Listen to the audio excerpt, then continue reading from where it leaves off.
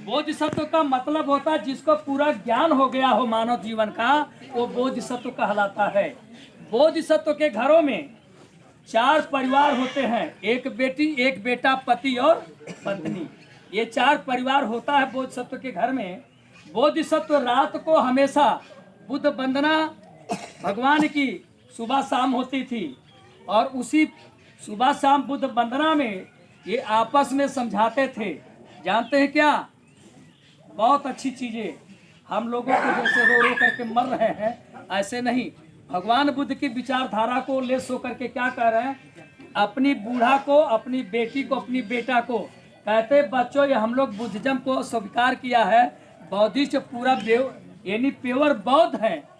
हम लोग बुद्ध के बारे में जानते हैं, लेकिन एक बात याद करिए, अगर मैं मर जाऊं तो किसी बेटी बेटा को और पत्नी की रोने की जरूरत नहीं। उन्होंने क्या कहा? अगर मैं मर जाता हूँ, बुढ़े ने कहा, बाप ने कहा, यदि मैं मर जाता हूँ तो कोई लोग रोना होना नहीं। तो बुढ़िया ने कहा, ठीक है स्वामी, आप तो कह रहे हैं कि नहीं रोने के लिए, लेकिन मैं भी मर जाऊंगी तो आप लोग मत रोना। तो चारों लोग में बात हो रही है। तो बेटी बेटा उसमें बैठे थे जवान। तो बेटा कह रहा कि ठीक तो कह रहे, नहीं रोएंगे आपके मरने पर, लेकिन हमारे मरने पर माता पिता आप लोग भी मत रोना। तो कह रहा हाँ ठीक है। तो बेटी कह रही कि भैया तो आपने सही कहा, अब मेरी भी बारी तो आ गई, लेकिन मैं भी अपने माता पिता के इकलौती लड़की रही हूँ, लेकिन मेरे मरने के बाद आप लोग भी मत रोना। तो माँ का जीवन जानते कितना नॉर्मल होता है। माँ के जैसा जीवन, माँ के जैसे कलेजा, माँ की ममता जैसे कोई दुनिया में आज तक हुआ ही नहीं। इसलिए जब ये बेटा होता है, वही किसान बोधिसत्व है। अपने गांव में किसानी करते हैं, अपना खेत जुताई करते हैं। जैसे सामने खेत 1 किलोमीटर के पहले दूर दूर था ना, तो अपना खेत अपने बैल को ले जा करके खेत की हरवाई कर रहे थे। बेटा जवान हुआ तो बेटा बोला कि भाई मैं भी चलूं, अपने माता पिता का थोड़ा सहारा होकर के कोन आर कर देता हूं। कोन आर करने के लिए घर से फावड़ा लेकर के चल देता है बेटा, और जा करके देखता है तो बाप जो है कि ये लंबी हराई चला रहे हैं। वहाँ से जो लोग, जब तक वो बरधा से आते आते तब तक ये कोना ये गोड़ देता है लड़का। कोना गोड़ने के बाद दूसरे कोना पे जाता है, दूसरी कोना को घास को कोड़ करके उसकी घास फूस को निकाल करके क्या काम किया, एक मेड़ पर रखता है कि घास जल जाए और वो खेत में जाने ना पाए और बेकार कर देगी। वो खेत में से जो घास को निकाल करके जब जलाना चाहा, जलाया जिस जगह पे रखा था, वो मेड़ ऐसी थी कि उसके अंदर मेड़ार था, और उसके अंदर में कोबरा सांप जहरीला रहता था। और वो घास को रख करके क्या काम किया, फूंक दिया, और जला जब ना उसमें आँच हुई और धुआं हुआ। घास शीतों से भीगी हुई थी, आधी तुरंत नहीं जली, कुछ जल रही थी, कुछ करसा रही थी। और ये क्या काम किया बच्चा, ये उठा करके खौर बोर कर करके इधर से उधर, उधर से इधर करके वो चला रहा था। और कोबरा सांप जो अंदर था, और धुआं भी गया और आँच भी गया, उसको निकलने की जगह नहीं मिली। वो अपनाया। अपनाने के बाद तब तक इस लड़के ने जब जैसे हाथों से खौर भोर कर रहा था, तब तक वो तो गुस्साया सांप था। वो तुरंत मारा फंड निकाल करके 5 दांत को गड़ा करके काटता है। और काटता जब ये बोधिसत्व वहाँ से हराई लेकर के आते हैं, तब तक के लिए 20 मिनट के बीच में तब तक लड़का धाराशायी जमीन पर और गिर जाता है। गिरने के बाद उधर से जब पिता आ रहे हैं, देख रहे हैं, तो जानते क्या किया बाप ने? इतनी कट्टरता के साथ देखा कि मेरे बाप ने, ये मेरा लड़का तो मर गया, मुंह से गजार आ गया। उन्होंने क्या काम किया, अपने सर का गमछा, ऐसा सफेद गमछा जो ये लपेट करके हल चला रहे थे, उसी लड़के को उठाया, पलथिया करके बुजुर्ग बाप ने एक साइड में करके अपना गमछा ऐसे उड़ा दिया। उड़ाने के बाद उसके बाद भी हल नहीं रुका। देखिए इतनी कट्टरता, हल का जोतना नहीं रुका, और फिर हल चलाने लगे। हल चलाते चलाते गए, तब तक एक दूसरा लड़का आदमी आ रहा था उस सिवान से। वो बोला कि भाई मैं तो घर पे जा रहा हूँ, क्या कुछ करना है? कहना तो उन्होंने कहा कि जा रहे हो घर को, तो मेरा एक संदेश कह देना। संदेश माने एक मेरा संदेशा कह देना घर पे। उन्होंने कहा क्या कहना? उन्होंने कहा जाके मेरे परिवार से कह देना कि रोज 2 लोगों का खाना आता था, आज 1 आदमी का खाना आएगा। और परिवार से बोल देना कि सफ़ेद वस्त्र में आएंगे, मोमबत्ती अगरबत्ती फूल माला लेके आएंगे, और कुल्हाड़ी लेके माने टंगारी जिसको कहा जाता है क्या नाम कांगी, इसको ले करके आएंगे और नहा धो करके आएंगे और सारे लोग आकर के यहाँ पर आएंगे और यहाँ पर माला फूल से लेस होकर के पूजा पाठ करना है। वो बोला जैसे घर में कहता है भाई कोई है, बुढ़िया निकलती, हाँ बोलो क्या बात है। बोले कि आज पहले 2 आदमी का खाना ले जाती थी आप, आज 1 आदमी का खाना ले जाना है और सभी लोग वो सफ़ेद वस्त्र में जाना, फूल माला ले जाना, मोमबत्ती अगरबत्ती ले जाना, घर से कुल्हाड़ी ले जाना काटने वाली। जानते इतने में बुढ़िया बहुत ज्ञानवान थी। बुढ़िया इतना ज्ञानवान थी, बुढ़िया समझ गई कि अब 2 में से एक नहीं, यानी इसका मतलब कोई ना कोई मर गया। वो लड़का संदेशा करके जब 4 कदम पीछे जाता उसको बुलाती है कि अरे भाई यहाँ पर आओ। वो शंका में कि कौन मरा, मेरा बूढ़ा मरा, मेरा लड़का मरा, ये अभी पता नहीं। उसको बुलाती बुढ़िया, फिर अरे भाई यहाँ पर आओ, संदेशा आपको किसने कहा। बोला आपके बुढ़िया ने कहा। बुढ़िया जो तर से तर गई जब दुनिया में मेरा बेटा नहीं। वो भी कौन था, एकलौता बेटा। और सारे परिवार के लोगों ने खाना लिया, खाना ले जा कर के मोमबत्ती अगरबत्ती माला फूल कुल्हाड़ी लेकर के चलते हैं और जाते हैं तो बोध सब तो आते हैं और हर को रोकते हैं, रोक करके उन्होंने खाना खाते हैं। खाना खाने के बाद लाश को ऐसे रखी हुई है, सारे लोग को भेज देते जंगल से लकड़ी काट के लाओ।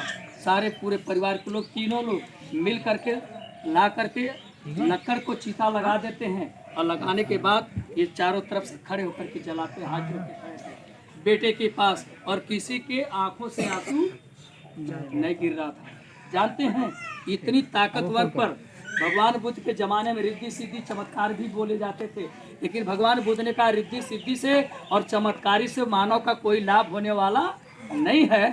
उस वक्त शक्र देवता हैरान होकर गिर आता है नीचे और चारों तरफ खड़े होकर के जब देखा कि लाश को जला, इतनी कट्टरता, इतनी अंदर इनके बुद्धिज्म, इतना बड़ा ज्ञानवान, अरे बाप रे बाप, इतनी बड़ी तपस्या इनके अंदर, कोई आंसू नहीं गिरा रहा। वो भी घर का जवान लड़का मरने के बाद वो आता है, पूछता है बेढंग होकर के, उनको गुस्सा दिला रहा बोधसत को, क्या भाई क्या कर रहे हो यहाँ पर। हंस के बोलता है, मानव का रूप बना कर बोला क्या कर रहे हो यार यहाँ पर, ये तो लगता है कोई मिर्गा भूज रहे हो, कोई हिरन भूज रहे हो क्या।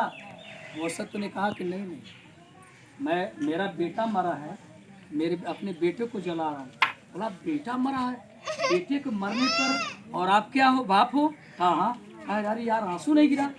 ये कई लड़के रहे होंगे, या तो सौतेला लड़का रहा होगा, तब तुमको जो है कि आंसू नहीं गिर रहा। लेकिन बाप ने कहा नहीं, मेरा बेटा था, एक ही बेटा था दुनिया में, मेरा आज्ञाकारी पुत्र था, मुझे हमेशा सम्मान करता था, मेरा दाहिना हाथ होता। बोला तो रो क्यों नहीं रहे। बोला अरे यार क्यों रोए, ये बिना बुलाए आया था और बिना कहे चला गया। हमको रोने से इसको हमारा कोई लाभ होने वाला नहीं है। हम रो रो के क्या करेंगे, ये तो रो करके तो जिंदा होने वाला नहीं, इसके लिए रोना ठीक है नहीं। वहाँ से निराश होकर लौटता है तो बुढ़िया के पास आता है। वो बोला कि क्या रे माता, तेरा क्या लगता था। बोला अरे मेरा लड़का था। बोला लड़का था, ये इकलौता है कि 2-4 थे। बोला नहीं इकलौता लड़का। बोला क्यों, माँ का जब लड़का होता है तो माँ अपने कैसे कैसे कलेजों से बेटे को पालती, 9 महीना लेकर के उड़ती बैठती है, हर चीज़ों से प्रतिबंध लगा होता, खा पी करके कैसे कैसे जिलाती, कठिनाइयों का सामना करके, तुमको तो रोना चाहिए। बोली नहीं, रोना नहीं चाहिए। बोली क्यों, ये मेरा बेटा आज्ञाकारी पुत्र था, ये मेरा सरवर की तरह से पुत्र था, लेकिन हमको रोने से इसे कोई लाभ नहीं होने वाला। बोला क्यों नहीं, अगर ये मर गया तो माँ का तो नॉर्मल दिल होना चाहिए, इसका कलेजा तो बहुत बोलते हैं दुनिया की, भाई इस माँ का गाय की तरह से कलेजा होता है कि जहाँ भी आंसू नहीं गिरना होता वहाँ भी गिरता है, आपको तो रोना चाहिए, लगता कि आपको सता रहा होगा। बोली नहीं, ये मेरा पुत्र मुझे अपने जानों से ज़्यादा मानता था। लेकिन एक बात बताओ, ये सांप का केचुल अगर निकल जाए और उस केचुल को कहा जाए हाथ जोड़ करके रो रो करके, हे केचुल फिर तुम पहन जाओ सांप के अंदर, हे केचुल तुम फिर पहन जाओ अंदर, तो क्या पहनेगा, नहीं पहनेगा। तो बोला जब ये चला तो सीधे सीधे जान लीजिए कि बिना बुलाया था, बिना कहे चला गया। जब तक मेरी गोद में था मेरा लड़का था, अब मेरी गोद में से निकल गया, अब इसके लिए कोई रोने धोने की मेरी कोई जरूरत नहीं। बहन के पास, बेटी के पास जाता, बेटी से पूछता क्या रे बेटी तुम्हारा कौन था। बोले कि मेरा ये भाई था।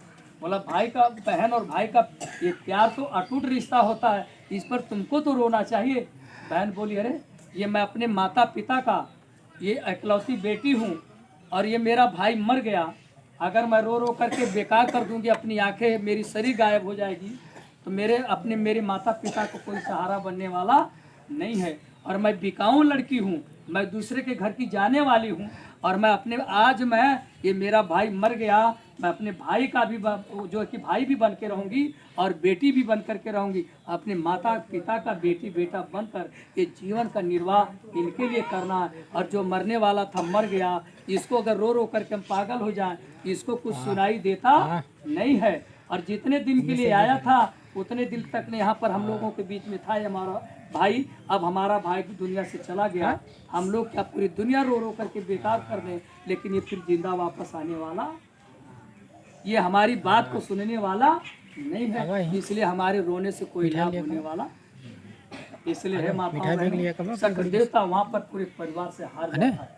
वहाँ नतमस्तक करके कहता है कि इतना बड़ा विद्वान, इतना बड़ा तेजस्वी, इतना बड़ा त्याग करने वाला, बुद्ध के धर्म को मानने वाला ऐसा परिवार अभी दुनिया में देखा। इसलिए दुख की घड़ी में कोई भी परिवार के लोग हमारे जितने हैं, किसी को आपको रोने की कोई जरूरत नहीं है।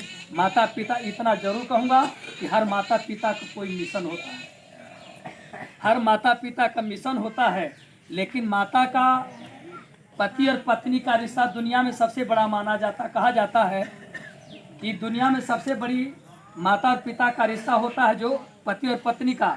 जैसे अब हमारे बीच में ये माता जी चली गई हैं साथ छोड़ करके पिताजी का, तो अब हमारे पूरे परिवार से निवेदन है हाथ जोड़ कर कि अगर माता जी को जिंदा रखना चाहते हमारे चारों भाई, चारों बहन, हमारे भाइयों की पत्नियां, बेटी बेटा पोती पोता, हमारे पिताजी जो फौजदार जी हैं, ये जब तक जिंदा रहते हैं उनको जगह जगह पर पानी, जगह जगह पर सेवा, जगह जगह पर दवा, कपड़ा से लेकर खाना पीना से लेकर के हाथ पैर से लेकर के नहलाना धुलाना से लेकर टट्टी से लेकर के फ्राक से लेकर के टहलाने से लेकर के चारपाई की सेवा से लेकर के तेल पानी लगाने से लेकर के उनको सेवा में कभी कोई कमी होनी।